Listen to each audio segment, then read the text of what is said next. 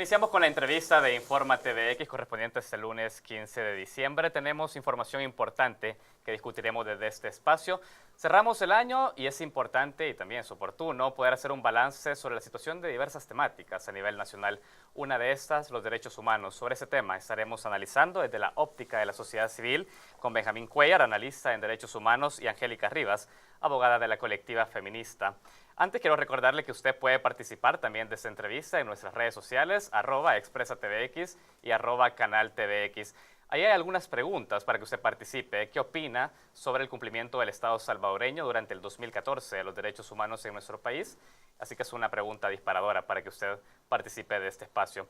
Hablemos un poco de esto. La semana pasada se conmemoró el Día Internacional de los Derechos Humanos, que tuvo como contexto los 33 años de la masacre de El Mozote, uno de los episodios más sangrientos heredados del conflicto armado.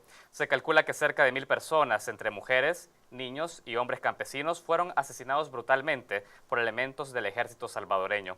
Hasta la fecha, el Estado no aplica justicia a favor de las víctimas. En la Evaluación Periódica Universal de Derechos Humanos ante las Naciones Unidas, El Salvador recibió recomendaciones de la comunidad internacional como la despenalización del aborto en casos de riesgo para la madre, así como la restauración de víctimas durante el conflicto armado, entre otros temas más. Hoy queremos analizar, como le hemos dicho, desde la óptica de la sociedad civil, la situación de derechos humanos al cierre del 2014 en nuestro país. Por eso me da mucho gusto recibir en este espacio a Angélica Rivas, abogada de la colectiva feminista, y a Benjamín Cuellar, analista en derechos humanos. A ambos, bienvenidos. Muchas gracias por la invitación. Gracias, Saúl. Benjamín, quiero iniciar con usted. El Mozote nos deja un importante punto de partida. Hay una sentencia de la Corte Interamericana de Derechos Humanos para que el Estado cumpla. A la luz de esta sentencia y de otras sentencias de la Corte, ¿cómo vio en 2014 avances o no en el cumplimiento de esas sentencias? Yo creo que, visto en general, el Estado salvadoreño quizás es de los más incumplidores de fallos, sentencias, recomendaciones en la Comisión Interamericana de Derechos Humanos, en la Corte Interamericana de Derechos Humanos, en los grupos de trabajo de Naciones Unidas. Bueno, el mismo informe de la Comisión de la Verdad, que fue algo propio de El Salvador, se incumplió también. Entonces, es inveterada costumbre, ¿verdad?, de asumir las cosas con, voy a citar a Paco Flores, a Francisco Flores, 3 veces presidente, presidiario, 2 veces perdón, antes presidente y ahora presidiario, cuando dijo de que las recomendaciones de la Comisión Interamericana, en el informe de fondo del caso de la masacre en la UCA, dijo de que esas eran recomendaciones y que como tal las iba a tomar, que podía cumplirlas o no, cosa que no es cierto. Son de obligatorio cumplimiento las recomendaciones, incluso porque salen de instrumentos internacionales, en este caso la Convención Americana sobre Derechos Humanos, firmados soberanamente por voluntad del Estado y de buena fe. Es decir, El Salvador tiene consenso sobre lo contemplado en esos tipos de, digamos, de tratados internacionales. Y por cuando lo firman, por ende, cuando lo firman, por lógica, tiene que cumplir lo que ha firmado, lo que se ha comprometido. Pero, insisto, es una inveterada costumbre no cumplir, porque todo queda en la impunidad, ¿verdad? Todo queda en la impunidad. Ahora que mencionaba el Mozote, para referirme puntualmente a eso, hace un par de años estuvo el señor Mauricio Funes pidiendo que dejaran de honrar a los militares, perdón, a los violadores de derechos humanos, y la tercera brigada de infantería se sigue llamando Teniente Coronel Domingo Monterrosa. Por eso es que ahora también aquí la alcaldía de San Salvador, el Consejo Municipal de San Salvador, como todo eso queda en la impunidad, está repitiendo lo mismo, honrando victimarios, violadores de derechos humanos. De acuerdo, Benjamín ha dejado ahí algunos elementos que nos permitirían seguir analizando a lo largo de la entrevista. Yo quiero analizar con Angélica porque hay como una demanda respecto al Estado a nivel social, respecto al cumplimiento de derechos humanos. En el caso de las mujeres, ¿cómo evalúa 2014? Fue un año en el cual el Estado ejerció justicia a favor de las mujeres.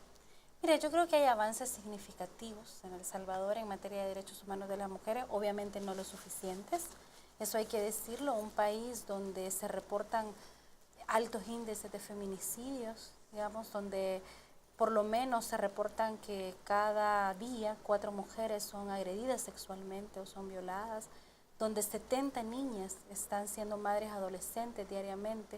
Es decir, es un país complejo para el tema de los derechos humanos de las mujeres. Yo el año pasado compartía justo con Benjamín, y que es un gusto compartir también en este set, la presentación del informe ante la Comisión Interamericana de Derechos Humanos, específicamente en el tema de derechos de las mujeres. Fue sorprendente el año pasado para nosotras que el Estado salvadoreño no se presentó. Ni siquiera en los momentos más álgidos, digamos, en el país en materia de derechos humanos, cuando estaba tocándose todo el tema de las hermanitas Serrano Cruz, de la masacre del Mozote, etcétera. ¿Qué representa que el Estado no se presente ante esta Comisión de Derechos Humanos? Bueno, la falta de voluntad política clara en materia de derechos humanos de las mujeres. Es decir, Benjamín estaba ahí representando a otra organización en ese momento, presentando un informe del Estado General de los Derechos Humanos. En mi caso, yo estaba presentando claramente el informe del tema de los derechos humanos de las mujeres. El Estado no se presenta ni para el caso del informe que presentaba Benjamín con otros colegas, ni para el caso de El Salvador en materia de derechos humanos de las mujeres, que lo presentaba yo a continuación. Es decir, eso nos dice dónde está El Salvador parado, y es un poco lo que ya decía Benjamín hace un momento, en materia de derechos humanos. Es decir, que no hay una voluntad clara política de querer dialogar, porque los espacios que abre la comisión en esta materia son espacios de diálogo, donde la sociedad civil le decimos, mire, esto es lo que está pasando en El Salvador, aquí en esta área se está incumpliendo, reconocemos los avances, pero consideramos que aquí hay un incumplimiento, y el Estado le permite también dialogar con la sociedad civil y con la comisión respecto de qué es lo que está haciendo o cuáles son los pasos a futuro, o darse cuenta de primera mano qué piensa la sociedad civil de la situación. Excelente. Pero al no llegar deja un precedente y un sabor muy amargo. Angélica ha hablado de voluntad, Benjamín. Yo quiero que hablemos un poco de eso. Cuando hablamos del Estado, no solo estamos hablando de un órgano, hablamos de 3 órganos de Estado: ejecutivo, legislativo, judicial, cada uno con sus atribuciones en el respeto a derechos humanos. Hoy por hoy, desde el análisis de Benjamín Cuellar, ¿dónde está el bloqueo al cumplimiento de derechos humanos? ¿En qué instancia del Estado sigue existiendo un bloqueo importante a ese tema? Bueno, el tema en materia penal, en materia de graves violaciones de derechos humanos, o en el caso de las 17 que están en 16 ahora. 16 ahora. 16 sí. ahora, sí. Que también pasa por la Asamblea Legislativa. O sea, en estos órganos de derechos humanos, tanto del sistema universal como del sistema interamericano, no se puede separar, ¿verdad?, la Fiscalía, el órgano judicial, la Asamblea Legislativa y el Ejecutivo, que fue la tendencia que se tuvo en la administración pasada. Lo que cuenta Angélica, eso ya fue el colmo de los colmos, el que no se presentara. Ni siquiera mandaron al embajador o a alguien funcionario de la embajada, que era lo que hacían cuando tenían miedo de enfrentar temas álgidos. Y ahí voy yo. O sea, el Estado salvadoreño no puede partirse en 4, en 5 en estas instituciones. Ahí quien da la cara es el jefe de Estado. Y tiene que actuar de forma unificada. Lo que Correcto, correcto. Y además han tenido experiencia. En la anterior administración habían funcionarios que habían estado en organizaciones sociales de derechos humanos y que solicitaron ante juicio contra el fiscal general de la República por el caso de la masacre del Calabozo 2 o 3 veces, ¿sí? Y ahí estaban representando al Estado salvadoreño y se desligaban de lo que hacía la Fiscalía. ¿Por qué no el Ejecutivo, verdad, solicitaba el antejuicio contra el fiscal que no investigaba? Hubiera sido un hecho político importantísimo en este país, ¿verdad? Porque el Ejecutivo no podía seguir pasando vergüenzas en los foros internacionales porque el otro órgano no funcionaba. Lo que usted nos dice, Benjamín, es que el Ejecutivo podría tomar un rol más protagónico en exigir al resto de estados que haga cumplimiento de ese. Y en el caso, a mí me interesa también tocar el caso de esa audiencia, y no por la audiencia nuestra, que sacamos terminación, porque no llegaron tampoco a escuchar lo que nosotros decíamos. Pero en el caso de las compañeras, era el problema, ¿verdad? Lo de la situación de derechos humanos les resbala.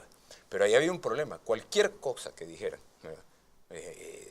podía hacerles cobrada la factura aquí. Cualquier cosa que dijeran en favor de las mujeres, en tema de aborto, por ejemplo, o el caso de las 17 en ese entonces. Entonces, esas facturas se las podían haber cobrado aquí. Entonces, termino con esto. Recursos se tienen como no se tenían antes. Capacidades se adquieren, ¿verdad? O se consiguen asesores, pero hay capacidades. Voluntad se declara. O sea, por lo menos el gobierno anterior y declaran que tienen la voluntad. Lo que no dice es que no hay excusa. Lo que falta es valor. De acuerdo. Valor para tocar esos poderes. Excelente. Nos vamos a quedar con eso. Angélica, yo tengo que hacer una pausa, pero vuelvo directamente con usted.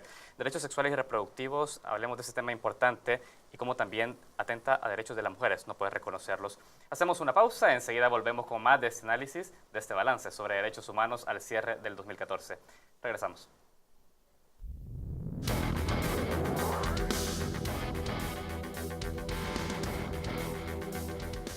Continuamos con la entrevista de Informa TVX. Hacemos un balance de derechos humanos al cierre del 2014. Angélica Rivas, abogada de la colectiva feminista, y Benjamín Cuellar, analista en derechos humanos, son mis invitados para hacer este análisis. Angélica, paso con usted.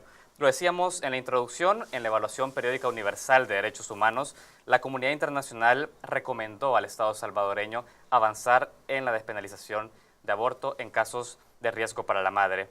Benjamín Cuellar decía algo antes de cerrar su intervención. Hace falta valor en el Estado salvadoreño. ¿Hace falta valor para reconocer esos temas? Definitivamente. Hace falta valor y otras cosas más, ¿verdad? Un análisis nacional serio, comprometido. Es decir, yo creo que aquí no es casualidad que en este examen periódico universal al Estado salvadoreño le hayan dicho de manera directa, concretamente estados como España, por ejemplo, que se lo dijeron directamente que tenía que revisar la legislación en materia de aborto. No es casualidad porque la sociedad civil hemos venido poniendo este tema en agenda internacional porque en el Estado salvadoreño no se ha podido dialogar.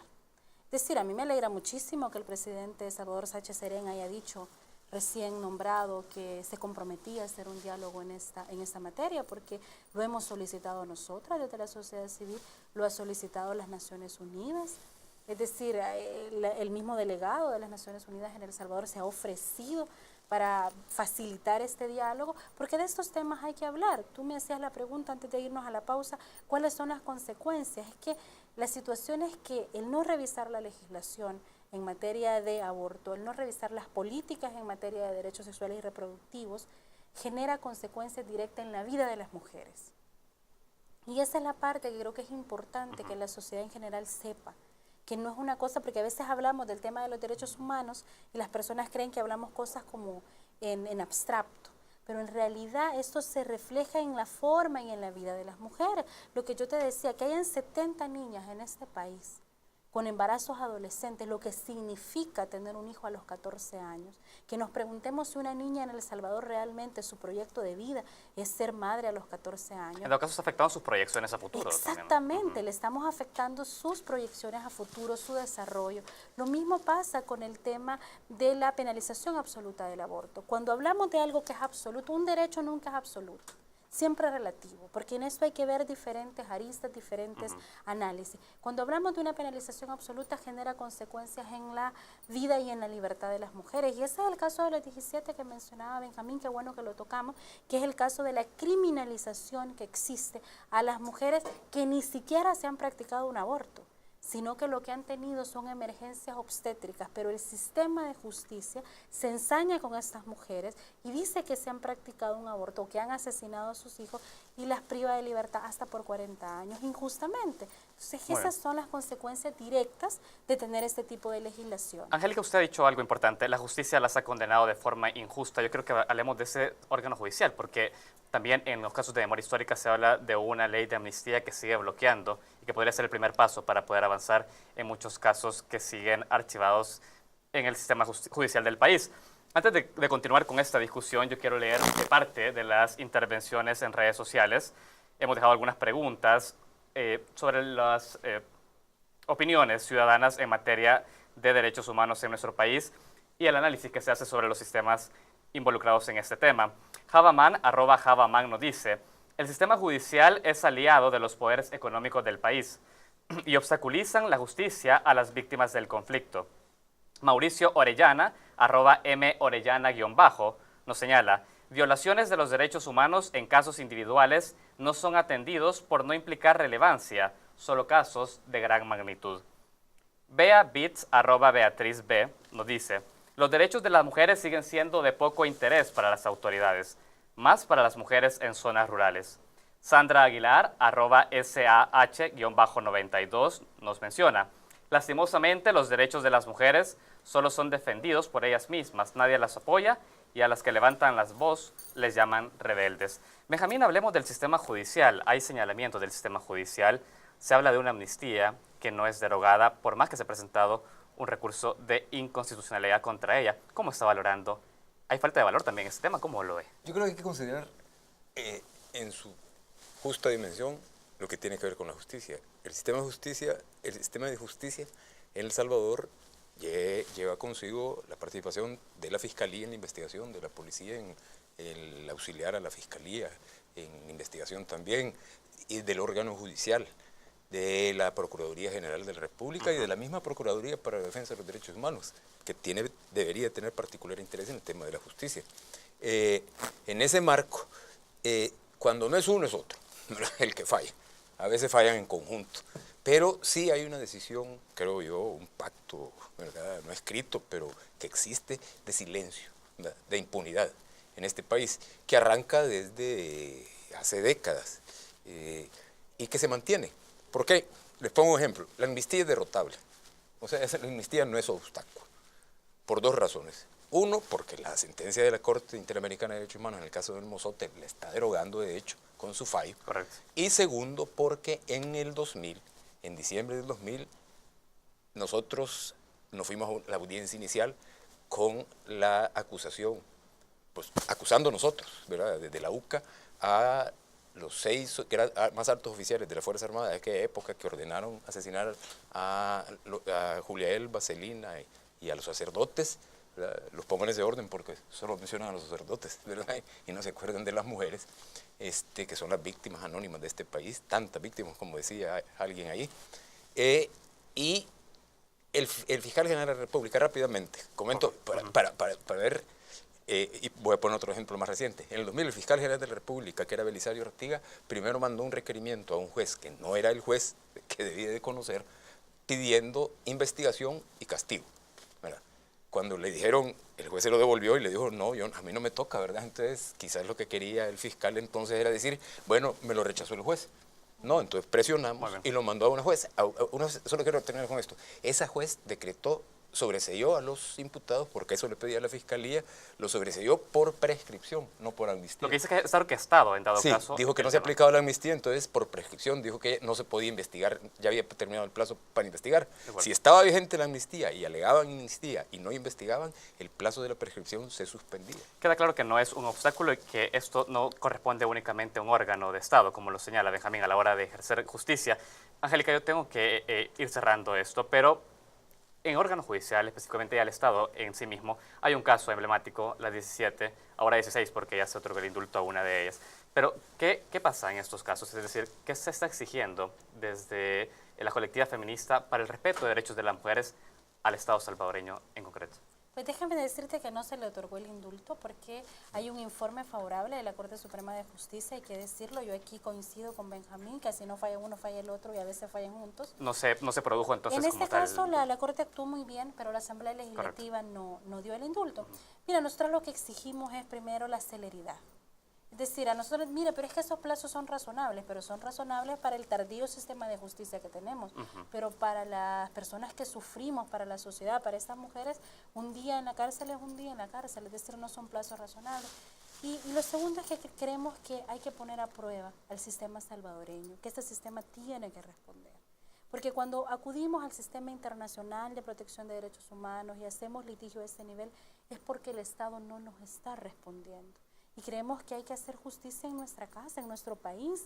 Y si tanto nos jactamos de que vivimos en un Estado democrático de derecho, pues hay que demostrar que vivimos en un Estado democrático de derecho. Perfecto. Y el caso de las 17 es una manera de reparar los errores judiciales cometidos. Indultarlas no significa otra cosa más que una manera de repararlas. Y eso es lo que exigimos, el indulto. Y un reconocimiento del Estado en que ha fallado en esta investigación, es lo que habría de fondo. Claro, y yo creo que hay avances. La Procuraduría General de la República, por ejemplo, se ha puesto a revisar los casos en que como Procuraduría ejercieron la defensa pública en esos casos, han encontrado dónde están las debilidades y están haciendo cosas para cambiarlas. Es decir, eso es una satisfacción, que el sistema se vaya saneando. Claro que no vivimos en un sistema perfecto y la sociedad civil se lo estamos diciendo. Lo importante es que el sistema logre tomar lo que le corresponda para mejorar. Perfecto, claro el llamado. Benjamín, tengo que cerrar el programa. Me gustaría, de cara al 2015, las últimas recomendaciones que se podrían emitir en esta materia.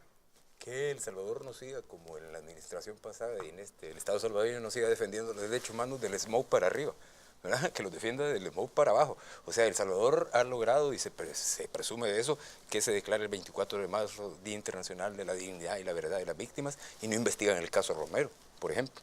O sea, eso es lo que hay que hacer. Tiene que funcionar el sistema, como bien decía Angélica, del SMOUC para abajo. Excelente. Quiero agradecerles a ambos su tiempo brindado en este espacio de entrevista. El análisis es importante de la sociedad civil. Para nosotros, por supuesto, es importante escuchar sus voces. Queremos agradecerles. Gracias, Gracias a ustedes y éxitos. Muchas gracias también a ustedes que nos acompañan día con día en esta entrevista. Nosotros tenemos que hacer una pausa. Enseguida volvemos con más noticias en Informa TVX.